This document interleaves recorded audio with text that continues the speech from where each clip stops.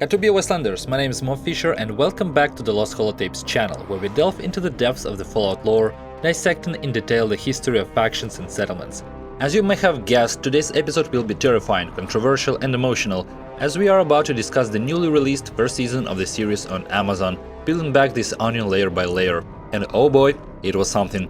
Overall, I would say that the series is solid and rightfully received high ratings from critics. However, it has a couple of lore elements that render the canonical narrative meaningless to such an extent that it has divided the fan community. For some, the series became the last straw, prompting them to leave the franchise, while others are battling it out in comment sections, discourse and tweeters, trying to prove whether the destruction of the NCR is okay or blasphemy. Personally, I prefer not to get involved in this war of opinions. If you've been subscribed to my channel for some time, you know that here we adhere to an expanded version of the lore, and my role is to tell the story as it unfolds, adapting it to make it sound as interesting and logical as possible, given the length of my convolutions and audacity. And I will try to tell you such a story based on the lore of the series that will give hope for a bright future and preserve the sense of coherence of the lore that we have been shaping for many episodes, and the playlist for which is available at the link in the description. Today's episode will be a combination of my review of the series, a discussion of its main lore problem, and a way out of it, as well as an exposition of the events that take place in 2296. Next time we will look at the lore directly shown in the series. If you like my version of the story, don't forget to give Lucy a thumbs up, subscribe to the channel and share your opinion in the comments. Hop into the vertibird, we are off to explore what's left of the Boneyard. But before we delve into the chronology, I still need to give a mini review of the series and provide an introduction to our slightly more niche topic. The most important thing to keep in mind if you're a fan of the series is that you need to watch the series twice and not just casually. This is where you need to scrutinize every scene and the shot when they change perspectives. The series is filled with details, including plot-related ones, that are very easy to miss and are deliberately not emphasized. When I watched the series, I paused every scene to write down everything I saw and analyzed in a notebook. Then I wrote the script, made the map, then I started watching it superficially to make footages, and I was still kept finding new important pieces of information, which eventually led to rewriting a quarter of the script and redesigning the entire map. I would say that the series should be evaluated from three perspectives: its purpose, its artistic value, and its lore. Let's start with the goal. Generally, when evaluating any series based on an existing game, it is important to understand that they are created primarily not to satisfy the existing fanbase, but to attract a new audience to the franchise. A series or movie will always be simpler than a book or video game and will aim to create a lower entry threshold. In the fairly short runtime, you need to cram in just enough to make someone who has never been interested in the franchise want to explore this world further. Therefore, it was not worth expecting that specifically for us, lore enthusiasts, the series would be saturated with the intricacies of the political life of post-war states, the biology of mutated fauna, the engineering details of power armor, and so on. Nevertheless, fans were also given a big juicy bone, but I'll say more about that a bit later. I believe that the series was necessary for the franchise, as it was dying with quite crappy fan service and development in Fallout 76, and absolutely unclear prospects for the production of a new numbered installment. New players are uncommon, and the old ones are leaving. So, from the point of view of keeping the franchise afloat, the series brilliantly fulfilled its task. Just look at the statistics on the number of players in games since the release of the series. Since April 11th, the number of players in Fallout New Vegas, Fallout 4 and Fallout 76 has increased 7 to 9 times, reaching 45, 160 and 70,000 players per day respectively. I think this is a great foundation for the series to continue living and for a new game to be released someday. Perspective 2. Cinematography. The director of the series is Jonathan Nolan, the brother of the famous Christopher Nolan, and as Walton Giggins, the actor playing Ghoul, said in one of the interviews, "It is amazing that almost at the same time, two brothers are making movies, but one of them is making a movie about how the bomb was made, and the other about how it was dropped." It is great that this series has its own signature style. Each episode has its own stylized title card as well as a segment with credits, at the background of which the camera flies through some static locations with an increasing level of destruction and devastation, which has been a feature of the series since the first Fallout. It's not clear yet whether this is purely abstract imagery or if we can glean lore from these segments. However, the segments with Shady and New Vegas provide a lot of food for thought, and in the case of episode 7, where a crashed vertibird was shown behind the observatory, it was what happened in episode 8. In this regard, the creators did a great job. The setting, or to be more precise, the transfer of the setting from the game world to the series is done superbly. I'm honestly amazed at the attention to detail and how the team made an effort in creating items, props, costumes, sets, and other recognizable attributes. Here are all our favorite and familiar brands: Nuka-Cola, Sunset Sarsaparilla, Sugar Bombs, Graham, Abraxo, and so on. There are familiar and accurately reproduced images of Vault Dwellers, robots, Brotherhood of Steel Knights. There are vertebrates, scars, 10mm pistols, Brahmins, Assaultrons, Horizon Airlines, bobbleheads, special posters, Grognak the Barbarian, Tesla and U magazines, and a bunch of other misc items. The water chip looks exactly as it was presented in the intro of Fallout 1 and still looks like a set of randomly assembled parts. The additional charm is that the creators even tried to transfer game mechanics and quirks that don't make much sense in real life. Take the same hacking of a terminal by guessing the password, using Steam packs, fusion cores, Radaway, and interactions with the P-Boy. In this regard, the fan service was top-notch. I was afraid that they would start distorting the mechanics and physics of the world and things that we know work in a certain way, but in this regard, I didn't find anything critical. The narrative of the plot heavily relies on flashbacks and on creating a wow and what the fuck effect to provide an explanation somewhat later. This is certainly a normal way of presentation, but risky because having a tense relationship with Bethesda after the Fallout 76 nightmare, viewers could start drawing conclusions and getting upset too early. Honestly, I was frustrated when the anthropomorphic gulper opened its mouth and we saw fingers with nails instead of teeth, because it seemed like just a dumb wow effect at that time, rather than a direct result of the Vault 4 storyline. The characters. They're good, well developed, well played, but for some reason not memorable. Although I don't know, maybe it's just my professional deformation and I see more characters in factions and settlements than in individuals. But what's really cool is that the series has characters who have been encountered or mentioned in the games, which establishes additional bridges between the game and the series. And it's not just about Robert House. In fact, all the participants of that meeting, except for Vault Tech reps, were already present in the lore. Even one of the Prewar characters mentioned by Cooper, Johnny Morton, appears in Fallout 4, albeit as a feral ghoul. Overall, the story was successful and fits the Fallout style. I was also very impressed with how they played off Vault 4 segment. For 2 episodes, a suspense was being built around it, making it clear that they are monsters, cultists, bad guys, although in reality they turned out to be weird but good, and it's the main characters who turned out to be bad in their conflict, because they jumped into conclusions too early. Lucy's internal struggle is also well portrayed, as she tries to do something good, but the world simply rejects her and makes her lose hope. In general, the dramatic aspect of the series was successful. I also really like the Vault-Tec theme with the creation of the Vault Triad with management and the need to create problems to justify the investments made in solving this problem. There was also a big focus on the theme of factions destroying each other, so factions need to be eliminated, which of course is ironic in the context of Lost Holotapes. However, we hardly saw any factions and there were too few people in the wasteland. I don't know, maybe with additional funding they will hire more actors for the second season and they'll do more outdoor shoots. And now we move on to the third aspect, lore. And at the same time we smoothly transition into lore discussion. Lore, it's complicated. The creators of the series dropped a bomb on the fans of the series by destroying Shady Sands and presumably the NCR as a faction. Moreover, in the series, it was shown so clumsily that it created the impression that it happened before the events of Fallout New Vegas, which essentially decanonizes it. Just one frame split the entire fan community. I swear, Todd Howard would make a great overseer of Vault 31. The next day, articles started appearing, further fueling the fire and making more new viewers jump into it. I'll be honest, I fell for this hook, which significantly spoiled my initial impression. In the end, a week later, Todd Howard responded in an interview saying, "Chill guys, you're all misunderstood. The destruction of Shady Sands happened after Fallout New Vegas." Although it's not excluded that it was done deliberately to ignite the fans' asses and create even more info noise around this series. I think if we set aside the question of the date of Shady Sands' demise, the main stumbling stone that puzzled unprepared fans was the presumed demise of the NCR as a faction. I use the word presumed for a reason, because in the series there is no confirmation of the complete collapse of the NCR as a state, but only the depiction of a wild area around Boneyard.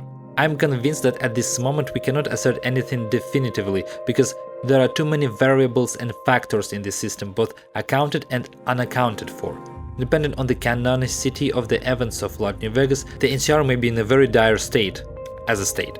Acute political crisis, economy weakened by decades of war, possible defeat in Vegas, possible death of President Kimball, possible defeat in the war against the Brotherhood of Steel, destruction of Sacramento according to the Fallout Frontier lore, and rebellion and attempt to break away from NCR by New Reno, according to the Tales from New Reno lore. And if the state did not completely collapse, but fragmented into separate states, it is quite possible that they are active in more northern regions. Plus, we don't know all the details of the state's internal crisis. Who knows, maybe something happened with Boneyard, Vault City or San Francisco that accelerated the state's degradation process. Maybe by the events of Fallout New Vegas, Dayglow, Junktown or Hub had already perished. The series also acknowledges that, yes, indeed, the NCR was the major dominant force in the region, so it wouldn't just collapse at the snap of a finger. And also that Shady Sands was the first capital, meaning perhaps it was relocated to San Francisco, Vault City, Redding or even New Arroyo. And the demise of Shady Sands was not so significant as to cause the entire state to cease to exist. In general, this is where the magic of lore interpretation begins, and to offer a softer adaptation of it, we need to talk a little about the geography of events. Firstly, we got something like the canonical name of the Los Angeles subregion, the Wilds, although the name is as trivial as it can be. Anyway, the region can be further divided into biomes, as we have a desert, forest, marsh, although it's not clear what geographical features they are divided by, as characters teleport constantly between them. Although I managed with great effort to determine the route and the encountered locations, I must admit I would like more geographical landmarks than just Santa Monica Pier, Los Angeles Airport, Griffith Observatory, Hollywood Walk of Fame, and a couple of road signs. In fact, during the first viewing and analysis of the lore, I was so confused trying to reconstruct the route that it seemed like the creators of the series didn't bother with geography at all and just modeled a hypothetical wasteland. But I still managed to figure out the following. The Vault cluster is located at Santa Monica Pier, with Vault 33 right by the coast. From there, Lucy went south and found Philly around Inglewood, or somewhere even further south. With Stiggy she went north, although the orientation of the airport in the background suggests they went even further south, which I think is just a continuity error. The highway exit sign indicates that Universal City turned into a swamp inhabited by gulpers. The ghoul took Lucy further south past the Walk of Fame, through Hollywood Boulevard to Santa Monica Boulevard, where the Super Duper Mart is located. Then Lucy and Maximus visited the ruins of Shady Sands, then ended up in Vault 4 and ultimately arrived at the Griffith Observatory. I did a mark on the map Shady Sands, and here's why. The series introduces a new element and changed the geographic location of Shady Sands relative to the game's and established geography. In fact, we shouldn't underestimate the destructive power of this innovation. It's much scarier than confusion over the dates of the settlement's demise. The series claims that Shady Sands is located in downtown Los Angeles, not in the northern Mojave Desert, and this renders the entire logic of the events of Fallout 1 and Fallout 2 meaningless, and essentially removes Boneyard from the narrative altogether. At the same time, Shady Sands couldn't have been 300 kilometers north of Los Angeles because it would violate the already fragile geographic logic of the series. What should we do? At this point, for those who are just getting acquainted with my channel, it's important for me to emphasize the format of Lost Holotapes. It's not the retelling of the official canon, but the creation of a narrative version that is maximally based on the canon but allows for authorial adjustments, so that in the end there is some cohesive version of the story rather than a collection of canonical multiverses. Within the framework of the Holotapes, we have already accepted the endings of some games, changed mutually exclusive dates and made other manipulations to help us build a somewhat logical narrative. And now I will probably make the boldest and biggest correction in the history of the channel. Please forgive me if anyone disagrees. In the series, it should have been not Shady Sands destroyed, but Boneyard. I believe this is the only way to prevent the fabric of the lore from tearing apart, and then everything becomes somewhat logical. It would have been the local NCR power structures in Boneyard that would have turned into raiders, and the absence of people in the wasteland, who should number in the tens of thousands, could be explained by the fact that the civilized population moved to where NCR still had control. Lucy and Maximus wouldn't have had to make a 600-kilometer detour, nor would refugees who ended up in Vault 4. If the bomb did fall on Shady Sands, which according to the original lore is in the Mojave Desert, then what do we do with settlements like Lone Pine, Oak Creek, Vault 15, which are canonical by the way?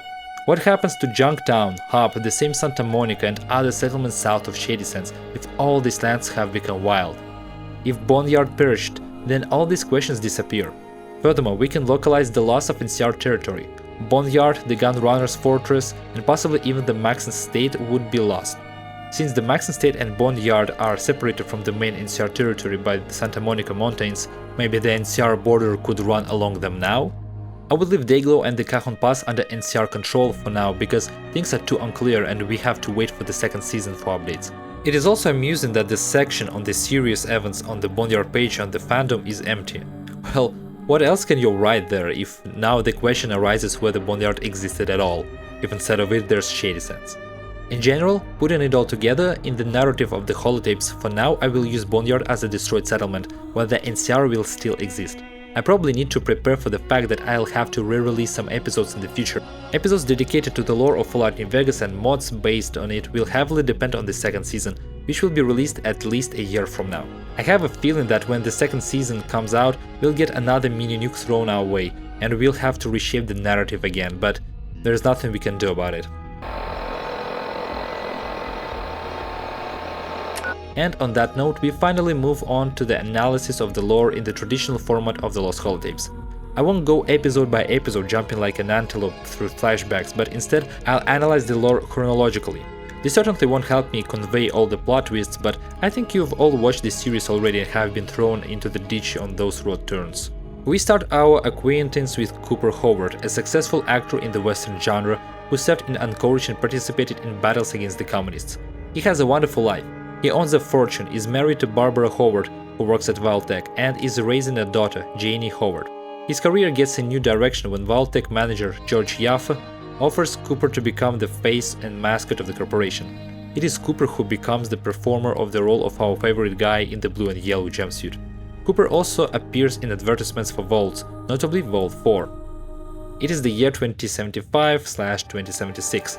Cooper benefits greatly from his collaboration with Valtech and his wife's high position in the company, specifically their guaranteed spots in the vault. However, he is plagued by doubts, fueled by conversations with slightly wiser friends who suggest to him that the end of the world is a commodity sold by corporations. One of his friends suggests he attend a meeting with opposition members at the funeral home.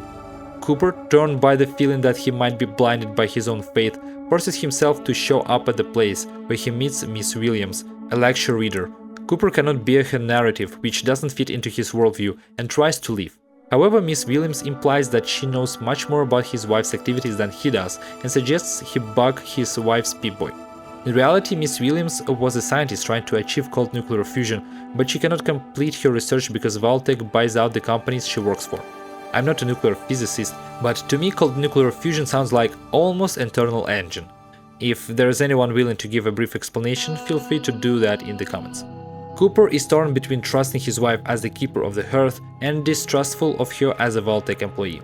He feels contempt for himself for installing the bug, trying to jump off the quest several times. One day he drives his wife to the Valtech office and starts listening in. But he loses signal and is forced to enter the building and go to the waiting room, escorted by Betty Pearson. The corporate meeting is the greatest scene in the entire series. At the head of the table from Valtech's side sits Bud Askins, the junior vice president of the company, along with Barbara.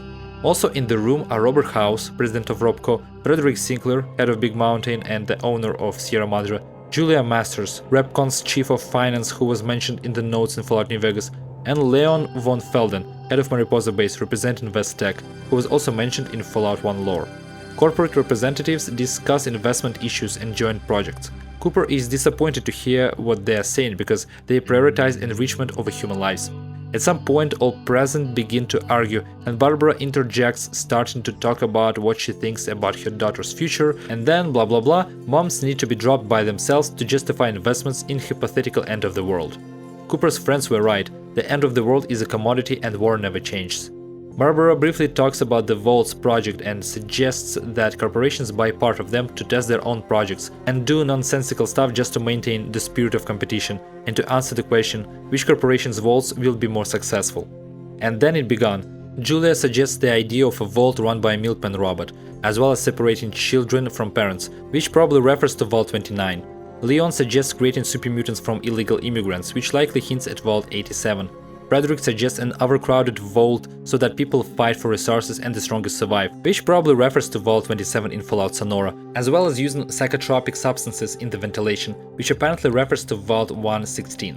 It turns out that all these ingenious experiments were devised not only by Vault-Tec, and not so much for the sake of scientific experiment, but for other companies to invest in the project, enriching Vault-Tec, testing their own projects. Cooper cannot believe what he hears, and while he is in shock, Hank McLean, Barbara's assistant, approached him for an autograph.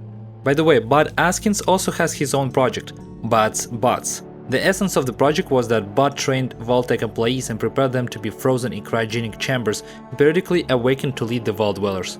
There is much more to say about the goals and philosophy of this project, but essentially it's all part of an experiment where paired Vaults were supposed to have overseers from the ranks of the Prewar supermanagers of Vault-Tec. There is something else in this scene that scared me a lot: the Vault-Tec Vault map, on which approximately all vaults are marked. I'll tell you more about it in the re-release of episode 0 dedicated specifically to the vaults, because it's not related to the plot of the series, but I'll say right away, I won't consider it our bible and starting point. There are certainly amusing intersections with fun lore, but this map doesn't show clusters of many canonical vaults and even Vault 4, which is supposedly present in the series itself. But more of that in a separate episode. A small addition, since we've started talking about corporations. Repcon was finally bought out by Robco in 2076, which actually gives us an approximate year of that meeting. Julia Masters, as we learned from the notes in Fallout New Vegas, was involved in stealing and selling corporate secrets. Now we time travel to October 23rd of 2077, to the opening scene of the series, which is the birthday of a boy named Roy Spencer. After the fateful meeting, Cooper divorced his wife. The process was so dirty that it got him blacklisted in the entertainment industry, and his career spiraled down to a children's party performer. He's sharing custody of his daughter with his ex-wife. On this fateful day, Janie helped her father with his performance. The opening scene is permeated with the tranquility of a children's party, disrupted by the horrifying conversations on the radio and television, which mothers try to turn off to remain in a state of blissful ignorance. Not that they could do anything about it except try to preserve the holiday for their children, but there is something allegorical about it. Cooper Hoover shows cowboy tricks to the children, of course in slow motion, but refuses to show the iconic thumbs up for a photo as a Pip-Boy, because Vault-Tec. But he shows what an extended thumb means to his daughter, and then happens something the humans were given thumbs for in the first place during evolution. A bomb is dropped on Los Angeles. I just can't pass by Walton Goggins' excellent performance. I have never seen a more magnificently played face of profound horror mixed with denial. Cooper gets on a horse and rides away with his daughter from the Hollywood Hills with new explosions in the background. Meanwhile, all the party guests are running somewhere and falling in slow motion, and we get a new shelter in the narrative, the Spencer family bunker, where Roy's father didn't let his guests in, even raising his fists. This scene should show that no matter how friendly people may be, when the bombs fall, everyone will become wolves to each other for their survival. It's hard to blame him for what he did, because he's actually giving his family more chances, as rations are limited. But after a while, the shelter will be emptied. Whether the family will die there or they will leave and reach Anthem is unknown, and it doesn't really matter in the grand scheme of things. Of course, Fallout series had to start with the scene of the bombs dropping, that's just how it must be. By the way, it's still not clear who actually launched the bombs. I know that some are dissatisfied with the concept that Vault-Tec was the supervillain all along, but Barbara's proposal to drop the bombs a year or two before the war doesn't prove that they did it. Moreover, I think if Vault-Tec had dropped the first bomb on China, Barbara would have made sure that her daughter was with her in the vault at that fateful moment. Another lyrical digression: Leon von Felden met the war in handcuffs after Roger Maxon's rebellion at Mariposa Base. He was the last scientist interrogated and tortured by Maxon, and he died by October 26th. So, we're done with the Prewar exposition, and it's time to introduce the vaults. There were 4 of them in this series, and they have not yet appeared in the official narrative. Vaults 31, 32 and 33 are 3 paired vaults located in Santa Monica, with Vault 33 being the closest to Santa Monica Pier. They are part of Bud Askins' experiment. Vault 31 housed the super managers of Vault-Tec, Bud's Bots, placed in cryostasis, among whom were Hank McLean, Betty Pearson, Steph Harper, Ian Jackson and also George Yaff, who once offered Cooper a role of Pip-Boy. Perhaps somewhere in a capsule lies Barbara, but we don't know anything about that yet. Bud himself became a brain in a jar attached to a vacuum cleaner robot. Vaults 32 and 33 were supposed to be exemplary by Vault standards. Their inhabitants, who know no danger, enjoy their livelihood in a privileged environment, naively think about the global world, study a patriotic version of American history, live with small problems and plots, belong to book clubs, participate in the Young Plumbers competition. In general, they are family-friendly nerds. According to Bud's plan, Vaults 32 and 33 was supposed to become something like a breeding ground for the supermanagers, who were either genetically enhanced or simply selected because their genes were cool. In general, you can consider that Bud was involved in soft eugenics. The vaults were also not supposed to know that 31 was different from them in some way, and according to the rules, vault dwellers could not freely move between them. The strict separation of the vaults was formally explained by the need to contain the danger if one of the vaults was affected, for example, to prevent the spread of disease. There was supposed to be an exchange program between the vaults, during which residents were periodically exchanged to maintain the gene pool, without the possibility of returning to their home vault. Through social engineering tricks, the inhabitants of 32 and 33 do not suspect that no one from their vaults has ever gone to 31, and also that those who come from Vault 31 are always selected as overseers in democratic elections. This is aided by their lack of management skills and an existence of a superstitious slogan, "If things go glum, choose from Vault 31." And also the fact that these 31sters could create crises themselves and solve them, earning a reputation. I find it ironic that according to Bud's plan, the inhabitants of these vaults were supposed to become leaders of humanity on the surface, but in reality, generations growing up in a controlled habitat with babysitting overseers would barely survive a day on the surface, which they fear like death. Vault 4 was another vault located somewhere in the vicinity of Los Angeles under the Hawthorne Medical Research Center, which was led by Lloyd and Cassandra Hawthorne, who were also appointed as overseers. It was supposed to accommodate 80 scientists. Under Lloyd and Cassandra's leadership, scientists conducted genetic experiments on humans, trying to crossbreed them with animals to produce more radiation-resistant generations. They obtained test material from wastelanders who wandered into the medical center on the surface and fell into traps that sent them to test chambers underground. Because of this, there is a reworking of the lore in the Lost Holotapes narrative. Previously, I considered Vault 4 to be the unnamed vault on Mount St. Helens mentioned in Fallout Frontiers lore, and which, according to Fallout New California, had an experiment related to the study of a new plague.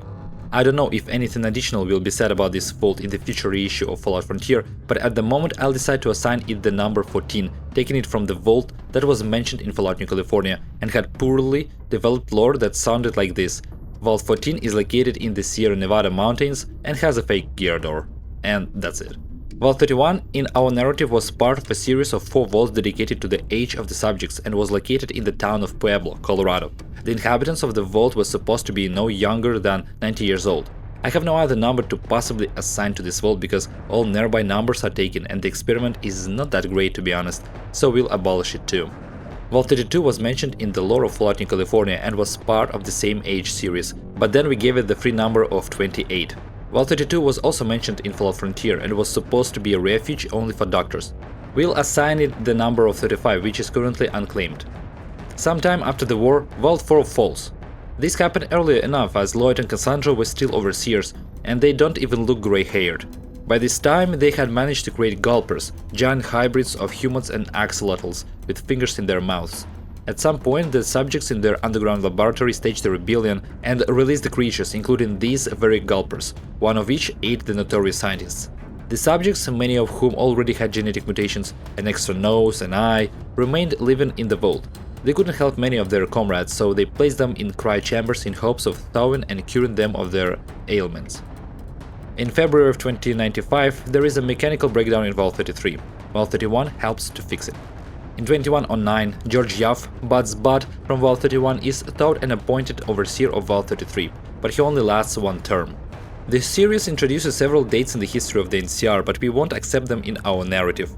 According to the series, Shady Sands was founded in 2142, but according to the Fallout Bible, it was in 2097, which is a more logical date as it is linked to the exodus from Vault 15. The series claims that the NCR was founded in 2189. This is true according to the official date, but informally, according to Fallout New Vegas, the formation of the state began in 2186, and in 2189 there was an expansion of territory during which the Hub, Boneyard and Dayglow joined the state and NCR was finally formed. However, there is an important additional detail. The teaser at the end of the 5th episode hints that the Shady Sands of the series already existed as part of the NCR in February 2189. Which slightly specifies the month of this very state boom. Also, the series claims that Shady Sands only became the capital of the NCR in 2198, but I don't understand how this fits with the logic that the NCR was founded by Aradesh and his daughter Tandy, the leaders of Shady Sands. On February 15th of 2246, Betty Pearson is thawed in Vault 31 and resettled in Vault 33. At some point she becomes the overseer of the vault, at least for 1 term. On August 9th of 2268, Hank McLean is thawed in Vault 31 and also resettled in Vault 33, marrying a girl named Rose. In 2271, Hank McLean becomes the overseer of Vault 33 and begins to hold the record for the longest tenure. By 2277, Rose and Hank already had 2 children, daughter Lucy McLean and son Norman McLean.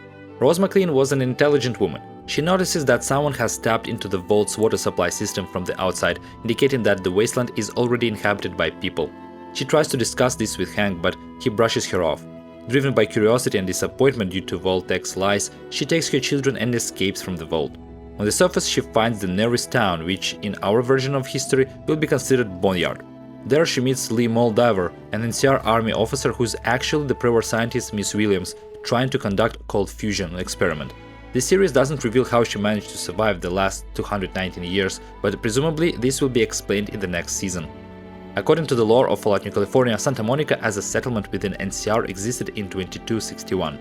Considering that we won't see it in the series, and also that Rose didn't head there when she surfaced, I assume that Santa Monica ceased to exist between 2261 and 2277, perhaps falling victim to Terror Max flotilla. Hank couldn't accept that his wife left with children. This is not only hurts him personally, but also potentially threatens the Vault and the Vault-Tech's mission. He sets out after Rose to the surface, finds her and takes her children back, returning underground with them. Meanwhile, a famine occurs in Vault 33. Some died of starvation, and Hank himself lost weight down to 58 kilograms.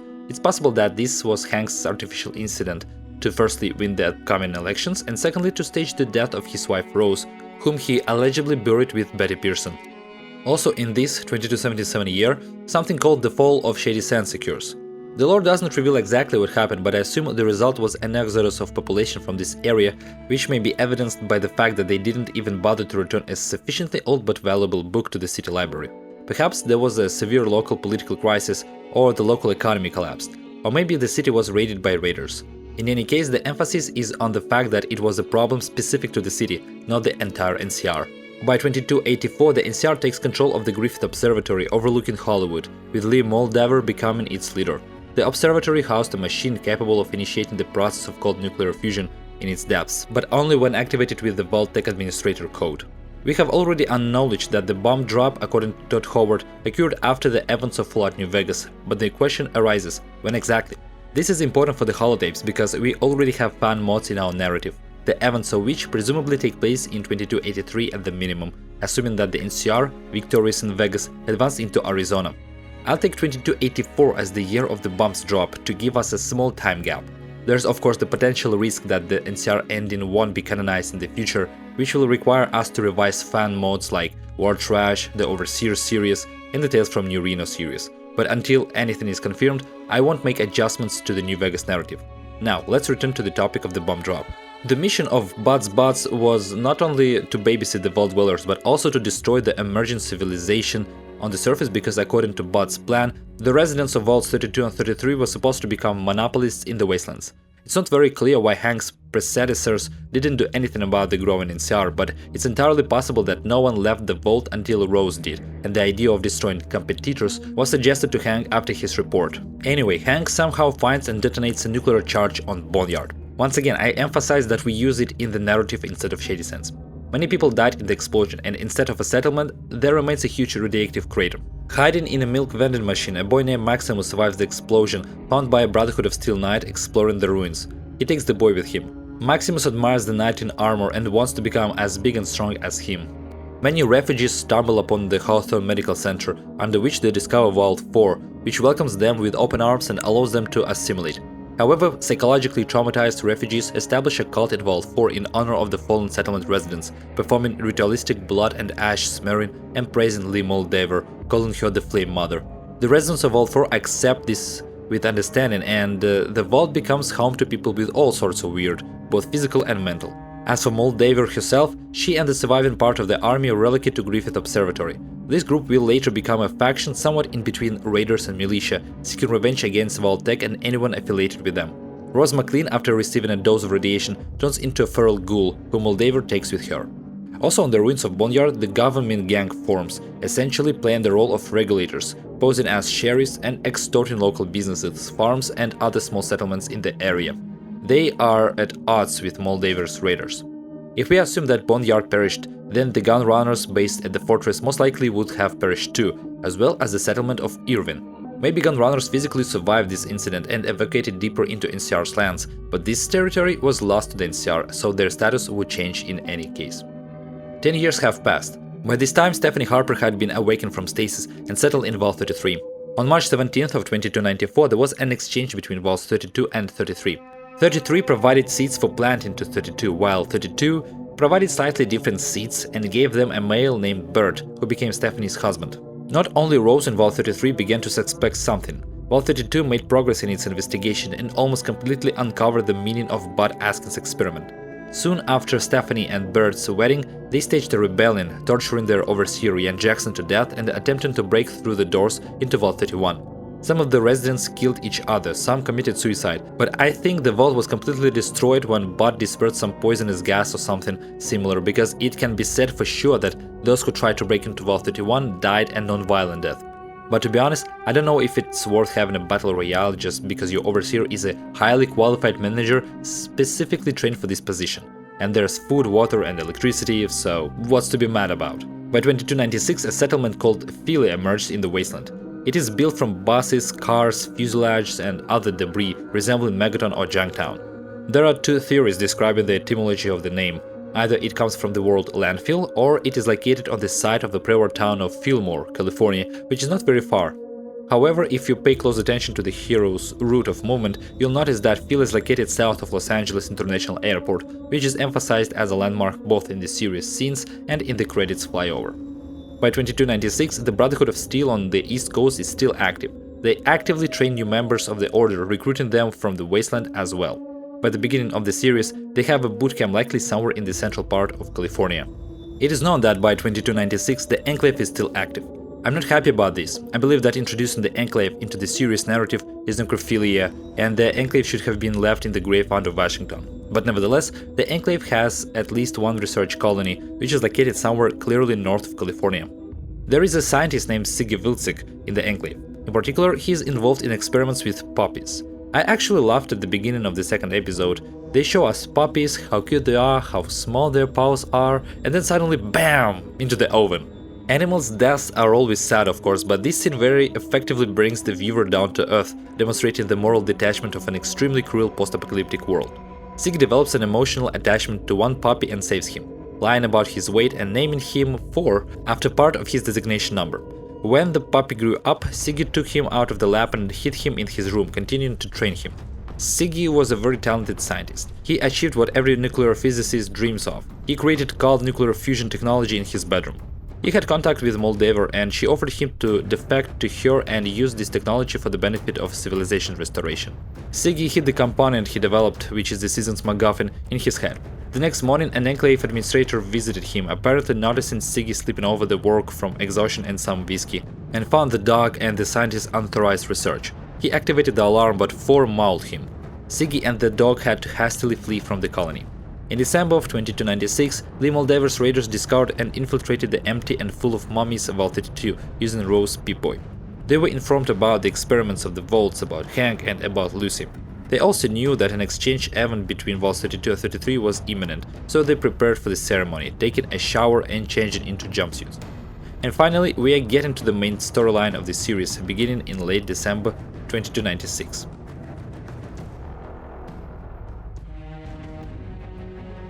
This concludes the first part of the analysis of the first season of the Fallout series. The episode turned out to be combined, a little about cinematography, a little about lore and exposition, but I think it was important to talk about everything. Very soon I will release the second part in which the main plot, episode by episode, will be dissected. So, to not miss the video, be sure to subscribe, leave a like, check the links in the description, and especially the playlist with all episodes of the Lost Holotapes. And that's all for today. Stay close to the milk bottle vending machines, and then we'll meet again in the Wasteland Wanderers. End of the holotape.